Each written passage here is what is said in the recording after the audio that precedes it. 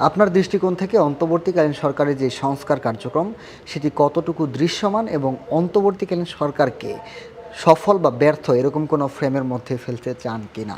আমরা সর্বপ্রথম যেটা বলেছিলাম সেটা হচ্ছে এই সরকারটা হচ্ছে আমাদের সরকার, আমাদের সবার সর্বসম্মতিক্রমে হাজারো শহীদের রক্তের বিনিময়ে এই অন্তর্বর্তী সরকার গঠিত হয়েছে।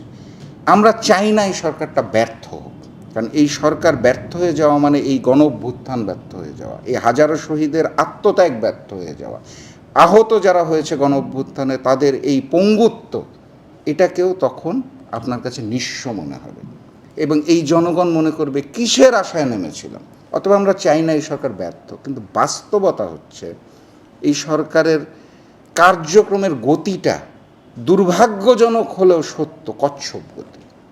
যেই গতিতে কার্যক্রম করার কথা ছিল সেটা কিন্তু এই সরকার এখনও করে উঠতে পারে নাই। দৃশ্যত কোনো পরিবর্তন আমরা 6 মাস পার হয়ে গেলেও দেখতে পারি নাই, বিচারের ক্ষেত্রেও দেখতে পারি নাই। আওয়ামী যারা বসে রয়েছেন প্রশাসনের বিভিন্ন জায়গায় সেটা পরিবর্তনের ক্ষেত্রেও আমরা দেখতে পারি নাই। এবং যেটা বলা হচ্ছে যে বিভিন্ন জায়গা থেকে 6টা সংস্কার কমিশন করা হয়েছে, তারা রিপোর্ট দিয়েছে, রিপোর্ট নিয়ে পর্যালোচনা চলছে, কিন্তু দৃশ্যত আমরা কী পেলাম হচ্ছে ভ্যাট বৃদ্ধি হলো, ট্যাক্স বৃদ্ধি হয়ে গেল।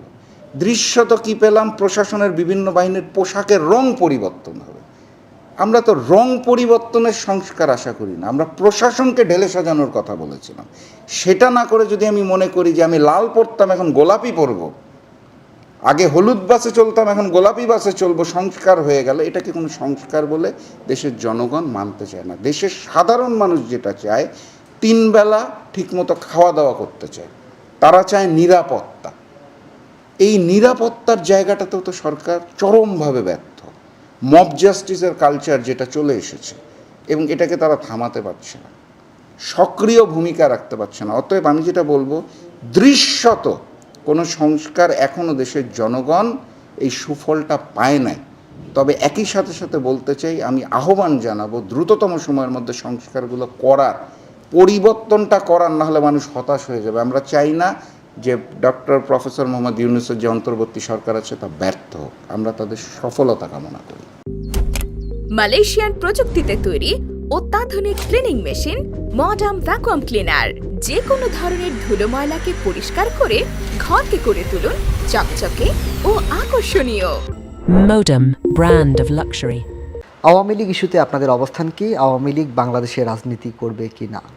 আওয়ামী লীগের ইস্যুতে অবস্থান নতুন করে থাকার কিছু নেই। আমরা জাতীয় গণতান্ত্রিক পার্টি জাগপা প্রথম থেকে যেটা বলে আসছি সেটা হচ্ছে, আওয়ামী লীগ হচ্ছে গণহত্যাকারীর দল, আওয়ামী লীগ হচ্ছে লুটেরার দল, আওয়ামী লীগ হচ্ছে ভোট চোরের দল। এটা যে শুধুমাত্র শেখ হাসিনার আমল তা না, এটা শেখ মুজিবের আমল থেকে শুরু হয়েছে, যারা বাকশাল গঠন করেছিল, গণতন্ত্রকে গলা টিপে হত্যা করেছিল। আওয়ামী লীগ হচ্ছে সেই দল যারা নিজেরাও বিশ্বাস করে না যে তারা বাংলাদেশকে ওন করে।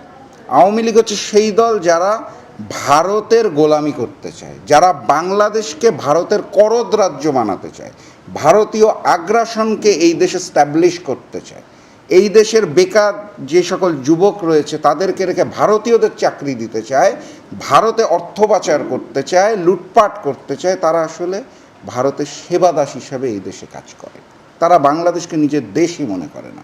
তা আমাদের অবস্থান সৃষ্টিলগ্ন থেকে 1980 সালের 6ই এপ্রিল জাগপা প্রতিষ্ঠা লগ্ন থেকে আমরা যেটা বলে আসছি, এখনও সেটাই বলছি। আওয়ামী লীগ বাংলাদেশের কোনো রাজনৈতিক দল না, তারা অপরাজনীতি করে, তারা গুম খুন হত্যার রাজনীতি করে এবং ভারতের পারপাস সার্ভ করার জন্য বাংলাদেশের রাজনীতি করে।